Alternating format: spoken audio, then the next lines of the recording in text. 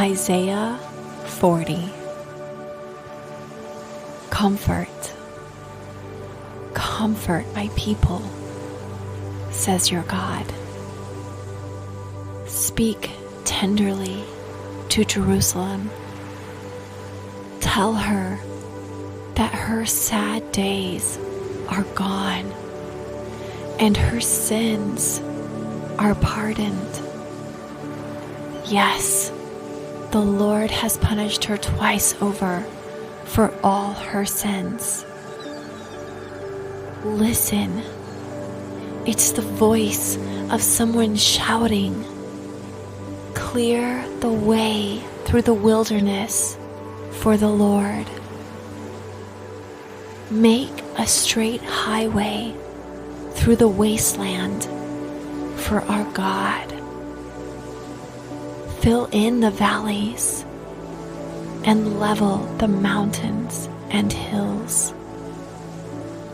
Straighten the curves and smooth out the rough places.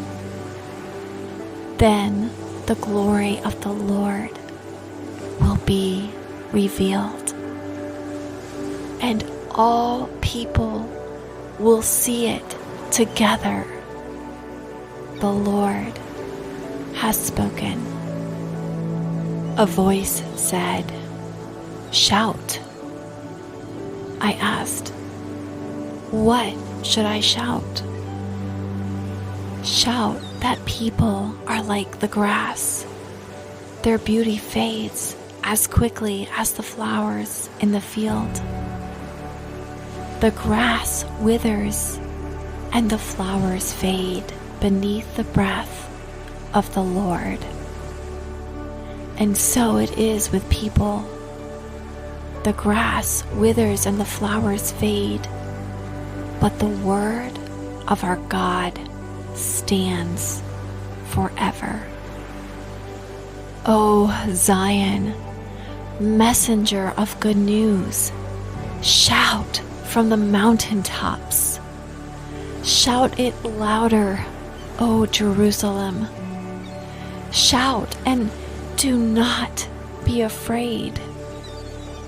Tell the towns of Judah, your God is coming.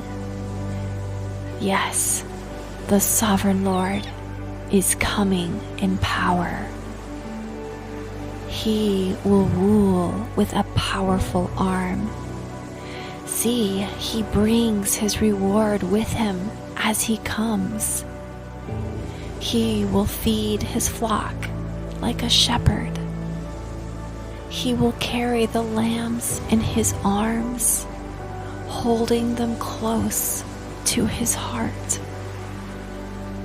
He will gently lead the mother sheep with their young. Who else has held the oceans in his hand? Who has measured off the heavens with his fingers? Who else knows the weight of the earth, or has weighed the mountains and hills on a scale? Who is able to advise the Spirit of the Lord? Who knows enough to give him advice or teach him? Has the Lord ever needed anyone's advice? Does he need instruction about what is good? Did someone teach him what is right or show him the path of justice? No, for all the nations of the world are but a drop in the bucket. They are nothing more than dust on the scales. He picks up the whole earth as though it were a grain of sand. All the wood in Lebanon's forests and all Lebanon's animals would not be enough to make a burnt offering worthy of our God. The nations of the world are worth nothing to him. In his eyes, they count for less than nothing, mere emptiness and froth. To whom can you compare God? What image can you find to resemble him? Can he be compared to an idol formed in a mold, overlaid with gold, and decorated with silver chains? Or if people are too poor for that, they might at least choose wood that won't decay and a skilled craftsman to carve an image that won't fall down. Haven't you heard? Don't you understand? Are you deaf to the words of God? The words he gave before the world began? Are you so ignorant? God sits above the circle of the earth. The people below seem like grasshoppers to him. He spreads out the heaven like a curtain and makes his tent from them. He judges the great people of the world and brings them all to nothing. They hardly get started, barely taking root, when he blows on them and they wither. The wind carries them off like chaff. To whom will you compare me? Who is my equal? Asks the Holy One. Look up into the heavens. Who created all the stars? He brings them out like an army, one after another, calling each by its name. Because of his great power and incomparable strength, not a single one is missing.